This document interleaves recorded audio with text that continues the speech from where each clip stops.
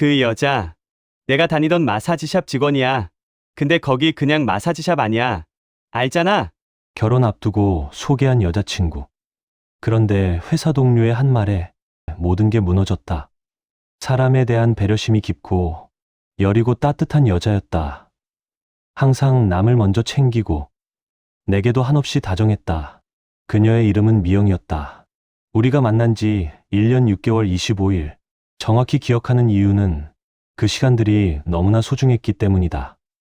미영은 아침마다 내가 좋아하는 방식대로 계란을 구워줬다. 직장에서 힘든 날이면 내 말을 귀 기울여 들었다. 절대 자기 이야기를 먼저 꺼내지 않았다. 내가 먼저 물어봐야만 조심스럽게 자신의 하루를 이야기했다. 그런 그녀가 내 여자친구라는 게 믿기지 않을 만큼 고마웠다. 친구들도 자주 말했다. 너 운 좋다. 미영이 같은 여자 어디 있냐고. 그 말들이 모두 사실처럼 느껴졌다. 난 결심했다. 회사 휴게실에서 커피를 마시던 중 문득 떠오른 생각이었다. 이 느낌, 이 따뜻함을 평생 옆에 두고 싶다는 결심. 그날 저녁 한강공원에 그녀를 데려갔다. 석양이 물드는 강물 위에서 나는 무릎을 꿇었다. 미영아, 결혼하자. 그녀는 눈물을 흘리며 내 손을 꼭 잡았다. 손가락이 떨리고 있었다. 나도 그렇게 하고 싶었어. 너무 행복해, 정말로. 그렇게 우리는 상견례를 하고 결혼식을 준비했다. 양쪽 부모님은 환호했다. 친구들은 축하했다. 모든 게 완벽했고 너무나 행복했다. 그날 그 일을 알기 전까지는 청첩장을 돌리던 날이었다. 결혼식을 2주 앞두고 회사 동료들과 식당에 모여 축하 자리를 가졌다. 회사 선배들이 술잔을 기울이며 축하해주고 있었다. 누군가는 나에게 작은 장난을 건넸다. 결혼 전에 놀고 봐. 그런 식의 진부한 농담들. 모두가 웃었다.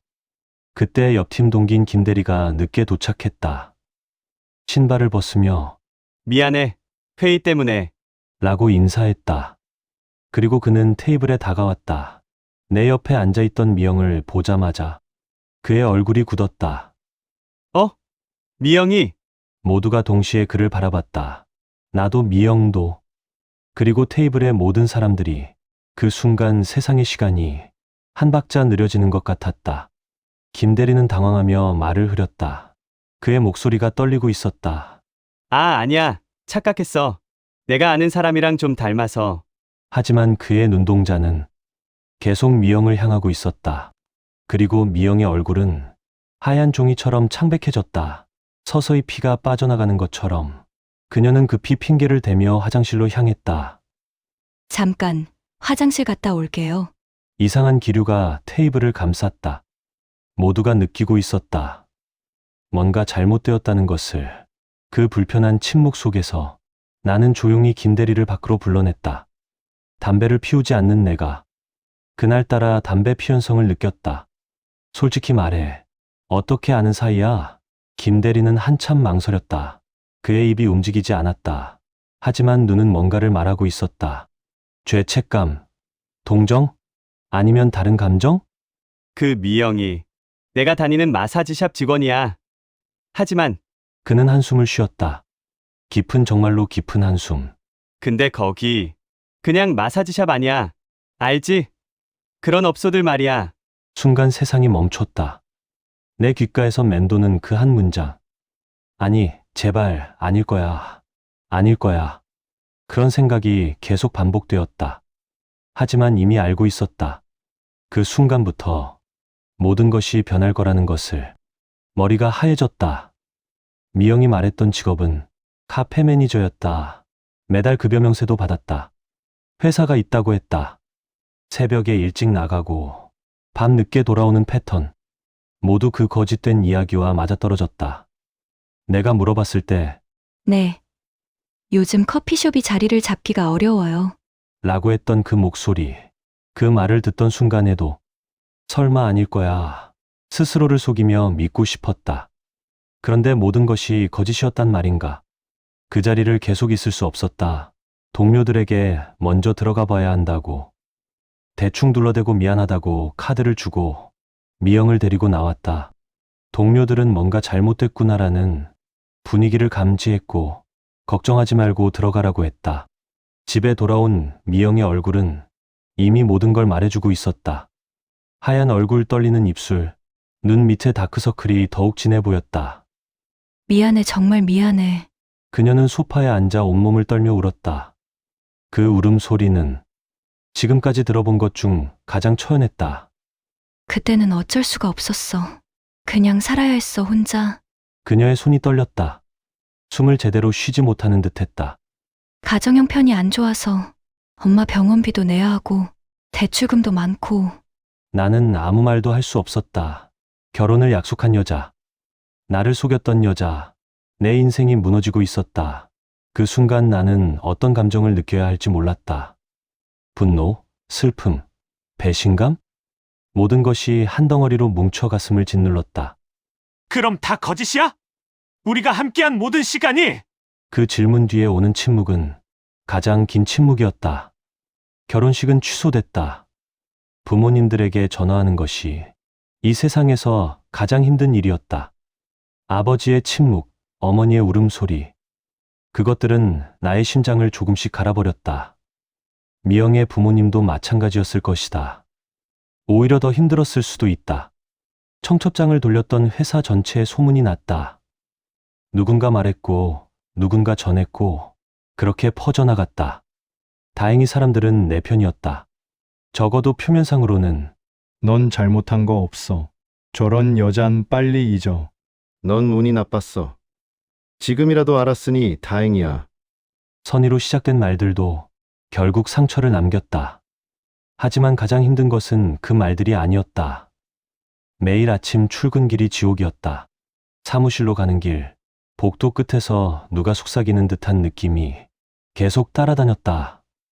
저 사람 그거 있잖아, 파혼한. 여자가 뭔데 저래? 이중생활했대. 세상은 쉽게 잊지 않았다. 그리고 나도 쉽게 잊을 수 없었다.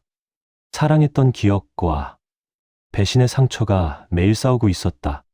밤마다 깨어나고 아침마다 절망하고 낮에는 버티고 있었다. 그런 일상이 1개월, 2개월, 3개월. 시간은 흘렀다. 하지만 상처는 여전했다. 그날 이후 난 사랑이란 말을 믿지 않았다. 같은 팀 사람들이 소개를 해주려고 할 때마다 나는 거절했다. 누군가 친절을 보여줄 때마다 나는 의심했다. 혹시 이것도 거짓은 아닐까? 혹시 이 사람도 나를 속이는 건 아닐까? 그런데 다른 팀의 한 여자가 다가왔다. 그녀의 이름은 지은이었다. 얼굴이 밝고 목소리가 따뜻했지만 그것이 장점이 되지 못했다. 오히려 나에게는 또 다른 너처럼 느껴졌다. 나 당신 좋아했어요. 파혼 얘기도 다 알아요. 그래도 괜찮아요. 그 말에 마음이 흔들렸다. 누군가 나를 전부 알고도 그래도 곁에 있겠다고 한 것. 그것이 얼마나 큰 용기인지, 그것이 얼마나 소중한 말인지 알았다. 그녀는 나를 위로하지 않았다. 그냥 옆에 있어줬다. 말 없이 조용히 내가 물었을 때만 대답하고 내가 원할 때만 안아줬다. 그렇게 1년이 흘렀다. 계절이 4번 바뀌고 봄과 여름과 가을과 겨울이 모두 지나갔다. 우리는 결혼을 했다. 결혼식장에서 나는 속삭였다. 이번엔 진짜야. 그 말이 지은이에게 닿았는지 아니면 지난날의 나에게 닿았는지는 모르겠지만 그 말은 나 자신의 다짐이기도 했다. 그런데 그때였다. 축의금 봉투를 내밀던 한 남자가 있었다. 깔끔한 정장 차림, 하지만 어딘가 불편해 보이는 표정으로. 결혼 축하해. 그 남자의 얼굴을 본 순간 심장이 다시 얼어붙었다. 결혼식장, 그 공간은 축제의 장이어야 했다. 축하와 축복이 넘쳐야 했던 공간에서 그날 미영의 정체를 폭로했던 바로 그 사람. 2년이 지났지만 그 기억은 여전히 생생했다. 그런데 그의 표정은 묘했다. 입으로는 축하 인사를 하고 있었지만 눈빛은 싸늘했다. 정확히 무엇을 말하려는 건지 모를 그런 눈빛. 내 몸은 조준태의 신호를 감지하고 있었다. 뭔가 잘못되었다는 신호. 행복하겠네. 그때 그 일 잘 넘겼지? 그 말 뒤에 이어지는 웃음. 하지만 그 웃음 속에 담긴 것이 무엇인지는 명확했다. 질투. 아니, 질시. 옆에 있던 지은이가 나를 걱정스럽게 바라봤다. 내 손가락이 떨리고 있었다. 아내의 손을 잡은 내 손이 떨렸다. 그리고 결혼식장 한쪽에서 낯익은 얼굴 하나가 눈에 들어왔다. 나는 그것을 정확히 인식했다. 미영이었다. 검은 옷을 입고 흰 마스크를 쓴 채 조용히 우리를 바라보고 있었다. 그녀의 눈은 지은이를 향하고 있었다. 나를 향하지 않고 지은이를 향하고 있었다. 그 순간 나는 알았다. 이것은 축하가 아니다. 이것은 시작이다.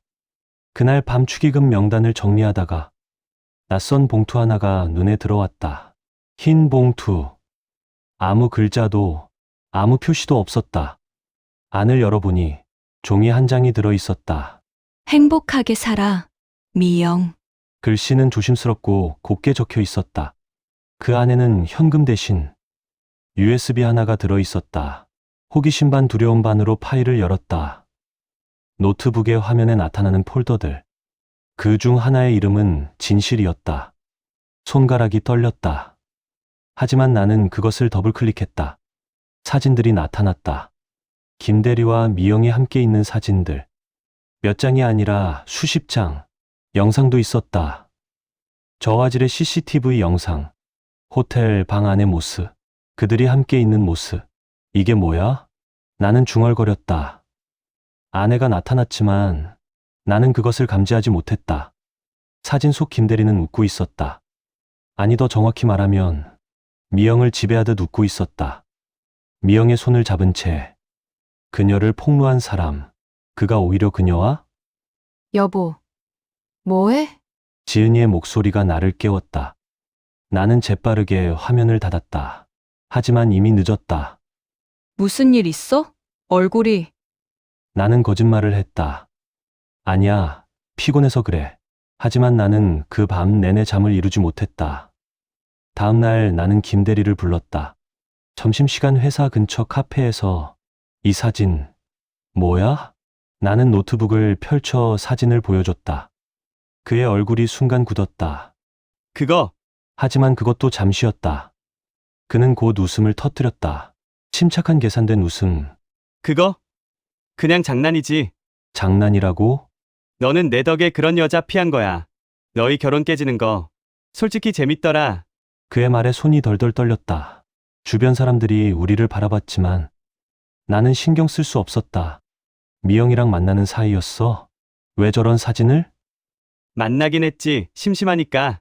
마사지샵에서. 근데 말이야. 그는 커피잔을 들었다. 침착함을 유지하려는 듯. 그 여자가 이중생활하는 거. 아무도 모르잖아. 너도 몰랐고. 그래서 내가 도와준 거지. 나 아니었어 봐. 그럼 넌 그런 여자랑 결혼했을 거 아니야? 그게 다 내 덕이야. 그 말에 내 얼굴이 창백해졌다. 그리고 그는 한숨을 쉬었다. 미영이 같은 여자가 우리 같은 사람이랑 결혼한다는 게 말이 돼. 그제야 알았다. 모든 건 김대리의 질투로 시작된 일이었다. 본인이 돈으로 산 여자. 그리고 그 여자가 내게 간 것. 그것이 그의 자존심을 상처낸 것. 비뚤어진 생각. 질투. 그리고 복수. 며칠 뒤 회사 메일 전체 공지에 어떤 영상 하나가 올라왔다. 제목은 김대리의 진짜 얼굴. 그리고 부제는 불법 마사지샵 운영자의 폭로. 영상 속에는 김대리가 불법 마사지샵에 다니며 같이 다닌 직원들을 협박하는 장면들이 담겨 있었다. 돈을 요구하는 모습, 폭력을 행사하는 모습, 몰래 촬영한 장면들이 생생했다. 경찰 신고도 있었다. 회사는 발칵 뒤집혔다. 대표가 긴급 회의를 소집했다. 경찰이 회사에 들어왔다. 김대리는 해고됐다. 그 뒤로 조사는 계속되었다. 그리고 뉴스에 났다. 지역 뉴스 사회면. 불법 마사지샵 관련 남성 구속 수사라는 제목으로 익명의 제보자 M. 나는 알았다. 그건 미영이었다. 그녀는 자신의 손으로 그를 끌어내렸다. 법의 손으로, 더 이상 같은 방식으로 여자들을 해치지 못하도록. 내가 몰라주던 것을 대신해 주었다. 며칠 뒤, 내 편지함에 한 통의 편지가 도착했다. 다시 USB였다. 그리고 손으로 쓴 편지. 글씨는 미영이의 글씨였다. 조심스럽고, 곱고, 그리운 글씨. 이제 나, 괜찮아. 당신은 나 용서하지 않아도 돼. 미안하다는 말도 필요 없어. 내가 선택한 길이니까. 하지만 이제 나도 나를 용서하려고 해. 내가 했던 모든 거짓말을 위해. 내가 상처 준 사람들을 위해. 김대리의 일은 내 방식대로 끝냈어. 그게 나 같은 여자가 할 수 있는 유일한 방식이었어. 정이라고는 못하겠지만 최소한 더 이상 누군가의 피해자는 없을 거야. 당신은 그냥 행복했으면 좋겠어. 옆에 있는 그 사람이랑. 진심이 느껴지는 따뜻한 사람이랑. 미영. 편지 뒤에는 결혼식 날 찍은 내 사진이 한 장 들어 있었다. 웃고 있는 나, 그리고 멀리서 바라보는 그녀의 뒷모습이 희미하게 비쳤다. 누군가 다른 각도에서 몰래 촬영한 사진. 그녀가 나를 축복하며 바라보는 순간이 담긴 사진. 그녀는 그날 이후 모든 연락을 끊고 사라졌다. SNS 계정도, 전화번호도, 심지어 그녀가 살던 원룸의 흔적조차 사라져 있었다.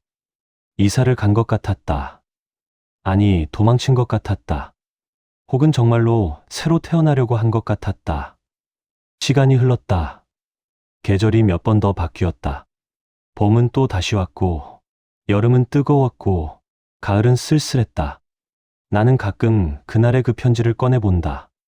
특히 밤이 깊을 때, 혹은 혼자 있을 때, 혹은 누군가를 믿기 어려울 때, 김대리의 일은 내 방식대로 끝냈어.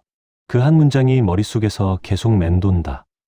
누군가는 그녀를 나쁜 여자라 부르겠지만 나는 안다. 그녀는 단 한 번도 악한 사람이 아니었다는 걸. 단지 세상에 너무 상처받은 여자였다는 걸. 그리고 이제 그녀는 아마 어딘가에서 다른 이름으로 조용히 다시 살아가고 있을 것이다. 혹은 누군가의 곁에서, 혹은 혼자서. 하지만 분명한 것은 그녀는 더 이상 거짓을 살고 있지 않다는 것. 그 편지의 마지막 문장처럼, 이제 나 정말 괜찮아. 그 말이 거짓이 아니기를 간절히 소망하며 나는 또다시 그 편지를 접는다.